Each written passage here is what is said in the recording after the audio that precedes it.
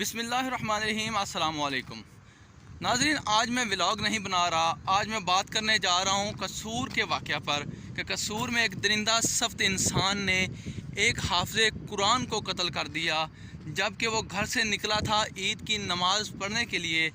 वो शख्स जिसने पूरा रमज़ानुल मुबारक उनको ही तरावियाँ पढ़ाई, उनको कुरान पाक सुनाया, उसी शख्स को, उसी 18 साल लड़के को एक दरिंदा सख्त इंसान ने कत्ल कर दिया, बेरहमी से कत्ल कर दिया। मेरे पास वो अल्फाज नहीं है कि मैं कैसे उस इंसान को कोसूं, उस इंसान को किन अल्फाज से याद करूं। दरिंदा सख्त इंसान कहूं, जालिम कहूं, जाबर कहूं, क्या कहूं कि उसके दिमाग के ऊपर उस वक़्त पर्दा पड़ चुका था कि उसने एक मासूम 18 साल लड़के को, जिसके दिल के अंदर एक कुरान पाक महफूज था, जिसके सीने में रब्बिल आलमीन ने अपना कलाम मुबारक महफूज किया था, उसको कत्ल कर दिया। बात मेरे मोहतरम नाजरीन ज़ैनब की करते हैं कि ज़ैनब के साथ क्या वाक़या हुआ। आप सब लोग जानते हैं, पूरा पाकिस्तान जानता है। मगर अब बात आती है हाफ़िज़ कुरान पर। घर से वो निकला ईद की नमाज़ पढ़ने के लिए। रास्ते में वो दरिंदा सख्त पुलिस वाला उसको मिला, उसको रागिब करता है बदफेली की तरफ कि मेरी अगर तुमने बात नहीं मानी, अगर तुम मेरा कहना नहीं मानोगे तो मैं तुमको कत्ल कर दूंगा। उसने इनकार कर दिया। जब उसने इनकार किया तो उसने गोली चला दी, उसने फायर कर दिया, जो कि उसके पेट के ऊपर लगा और उसके आर पार हो गया। अरे उस जालिम इंसान, उसने तुम्हारा क्या बिगाड़ा था? अभी तो वो बचपन से निकल कर जवानी में उसने कदम रखा था। ऊपर से हाफ़िज़ कुरान, अल्लाह पाक की कितनी बड़ी नेमत थी उसके पास कि उसके सीने में एक हाफ़िज़ कुरान था और उसके सीने में कुरान पाक महफूज था, उसके सीने में अल्लाह पाक का कलाम महफूज था। क्या बिगाड़ा था उसने तेरा? उसके वालिदैन के ऊपर क्या गुजर रही होगी? मैं और आप अपने आप को उस फैमिली के बेटे के तौर पर देखें तो हमारे दिलों पे इस वक्त क्या हो रहा है। कितने दुख की बात है कि हमारे मुआशरे में हाफ़िज़ कुरान को भी नहीं बख्शा जा रहा। फिर हम कहेंगे हम मुसलमान हैं। मैंने पिछली अपनी 2 वीडियोज़ के अंदर इसी बात को लेकर वीडियो बनाई थी। क्या हम सच में मुसलमान हैं? हम दरगाहों पे जाते हैं, वहाँ पे जाके मन्नतें मानते हैं, मुरादें मानते हैं,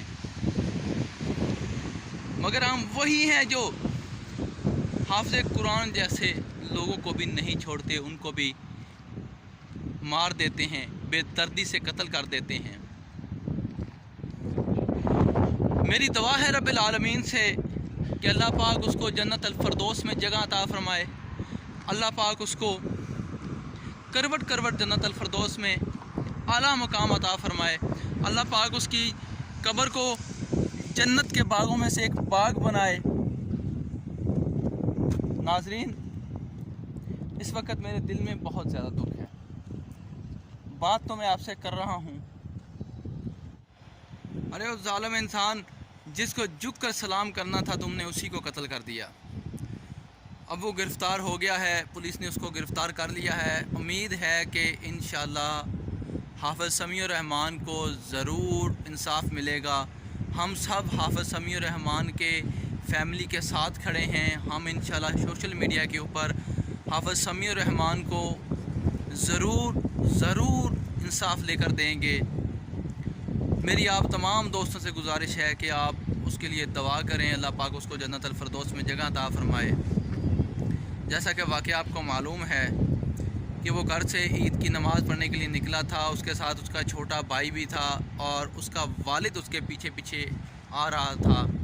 रास्ते में वो मासूम नामी कांस्टेबल पुलिस वाला उसको मिला। उसने उसको बोला कि अगर तुमने मेरी बात नहीं मानी तो मैं तुमको कत्ल कर दूंगा। उसने इनकार किया तो उसके इनकार पर उसने फायर कर दिया और उसको कत्ल कर दिया। कितना इंतहाई घिनौना काम किया उसने, कितनी इंतहाई घिनौनी हरकत की। जानवरों से भी बदतर हरकत उसने की। उसने इतना बड़ा गुनाह किया है कि वो माफ़ी के लायक नहीं। हमारी हुकूमत वक्त से अपील है कि उसको कसूर में सरेआम फांसी दी जाए। ऐलान करके ये देख लो कि ऐसे बदफेली करने वाले शख्सों के साथ, ऐसे इंसानों के साथ, ऐसे बंदों के साथ ये सलूक किया जाता है हमारे पाकिस्तान में। रियासत मदीना पाकिस्तान को बनाने वालों से हमारी अपील है कि अगर रियासत मदीना बनाना है तो रियासत मदीना के कानून भी लागू करने होंगे।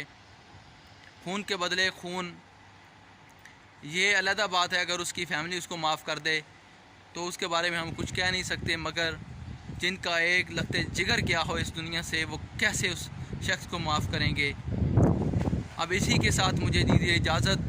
मेरी वीडियो को लाइक कर दें, कमेंट के नीचे अपनी राय ज़रूर दीजिए। अगर आप मेरे चैनल पर न्यू हैं, मेरे चैनल को सब्सक्राइब कर लें। मैं ऐसी ही वीडियोज़ अपलोड करता रहता हूँ। अल्लाह पाक आप सबका हामी नसरो पाकिस्तान जिंदाबाद। अस्सलाम।